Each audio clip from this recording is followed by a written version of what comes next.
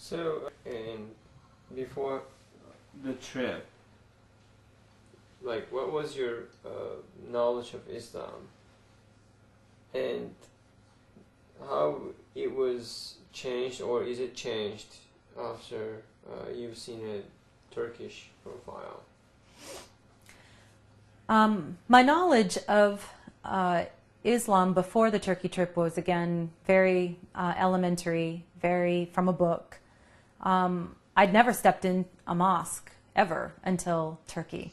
And there is something that stepping into the sacred places of a religious tradition that just opens doors and wisdom. And again, experiencing the day-to-day, spiritual practices of our Muslim connections and our Muslim friends was deeply meaningful to me.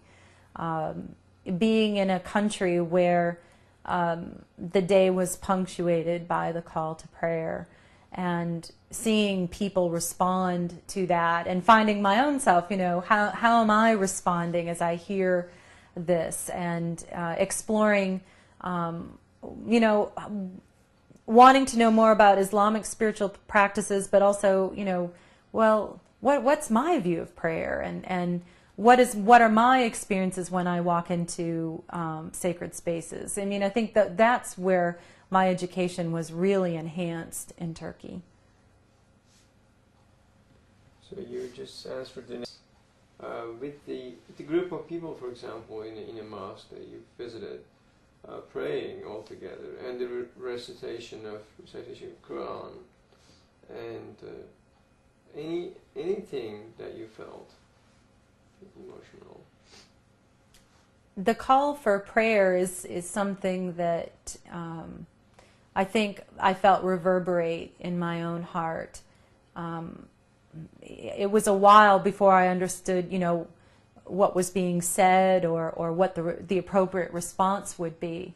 But I think there was an intuitive understanding and apprehension that this was something very holy, something very deep and meaningful. I remember in Urfa here, being able to open the windows and having that call for prayer just waft into the room, and being stirred, again, what my own heart kind of reaching out to the divine.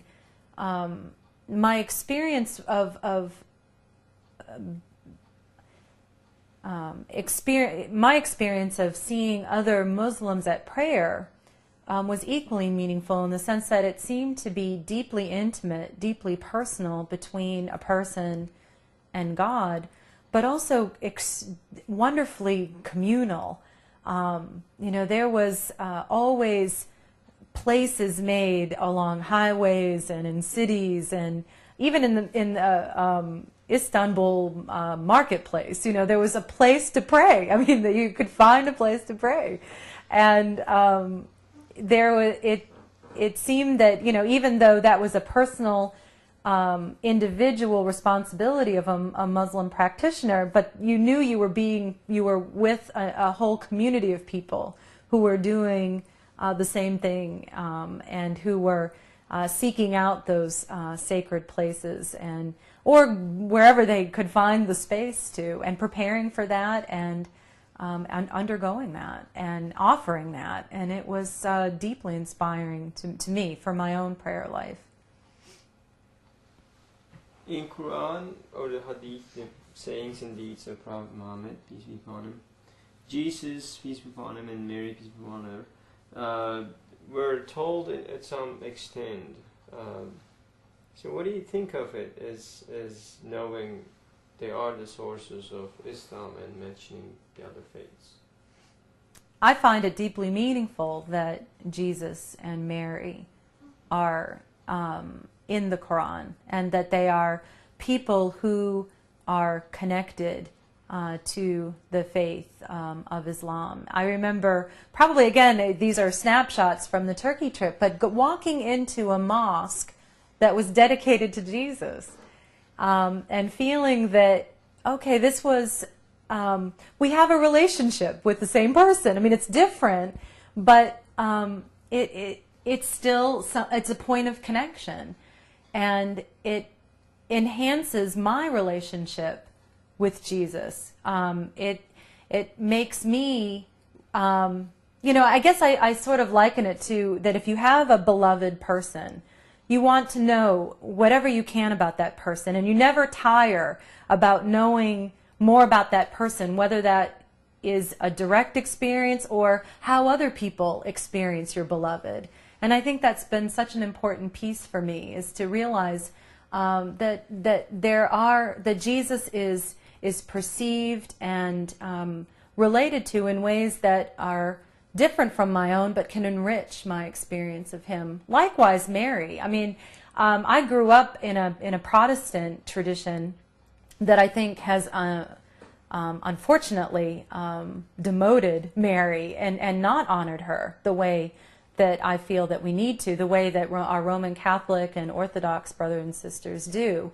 So I find it a tremendous, exciting point of contact for me with Mary in the Muslim faith, and to, again, as a Protestant, to enrich my own experience and understanding of her as one who surrendered to God and played her amazing role in God's interaction with God's people. So, knowing also about the Quran, that it has the expressions of people of the book mentioning the other faith members,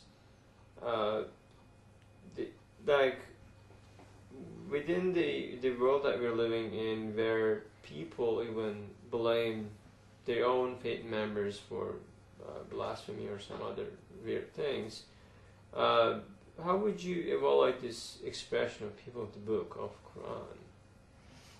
I guess I have, in terms of the understanding of the people of the book, I think, it provides a way of connecting with one another.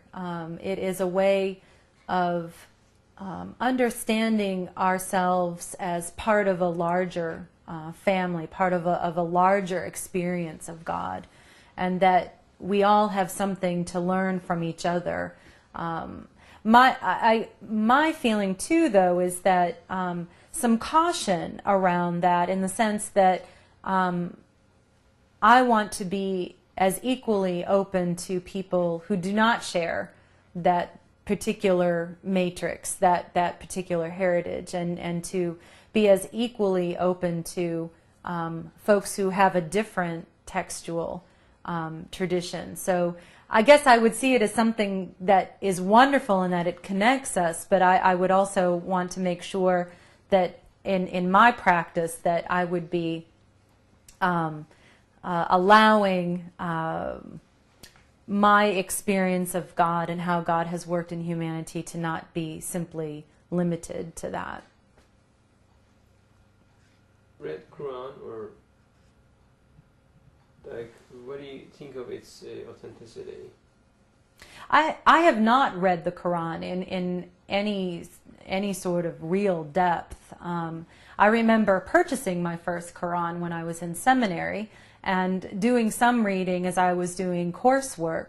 But it is a text that I feel that I would benefit more from in terms of study and exposure to that. And again, I would hope that the way I would do that now, as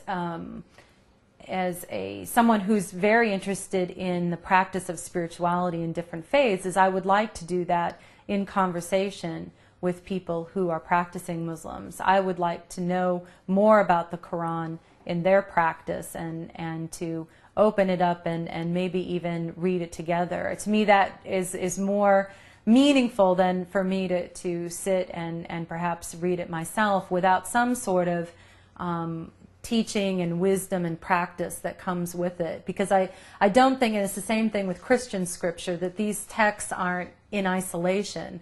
They're part of an individual faith, but also a community of faith. And I think that's important to are experiencing the text is that we do that in connection with the people who are being formed by the text.